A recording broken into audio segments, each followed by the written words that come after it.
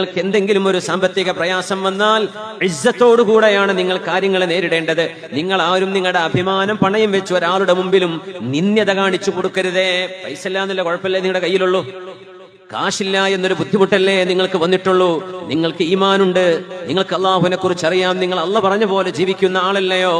അങ്ങനത്തെ ഒരാളിന്ന് പൈസ വാങ്ങിക്കാൻ വേണ്ടി ഞാനൊരു ഏതോ പച്ചപ്പാവമാണ് എന്ന രീതിയിലൊന്നും നിൽക്കേണ്ടതില്ല. ഇസ്സത്തോടെ നിങ്ങൾ ചോദിക്കണേ. നിങ്ങൾ അഭിമാനത്തോടുകൂടെയാണ് നിങ്ങളുടെ കാര്യങ്ങൾ നിർവഹിക്കാൻ ചെല്ലേണ്ടത്. ഒരാളോട് ഒരു ഓഫീസിൽ ചെല്ലുന്നു, ഒരാളെ കാണുന്നു, ഒരാളോട് സംസാരിക്കുന്നു, നിങ്ങൾ ന്യായമായ കാര്യമല്ലേ ചോദിക്കുന്നത്, നിങ്ങളുടെ ഹക്കല്ലേ ചോദിക്കുന്നത്, അല്ലെങ്കിൽ നിങ്ങൾക്ക് വേണ്ട ഒരു സഹായമല്ലേ ചോദിക്കുന്നത്. അത് ഇസ്സത്തോടെ ചോദിക്കും.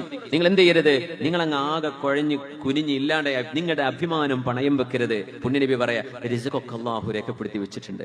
ഒരു മനുഷ്യന്റെ അടുത്ത് നിന്ന് നിങ്ങൾക്ക് റിസ്ഖ് കിട്ടണോ, അല്ലാഹ് കണക്കാക്കിയിട്ടുണ്ടെങ്കിൽ ആ സബബിൽ കിട്ടിയിരിക്കും. ഇല്ലേ, കിട്ടൂല.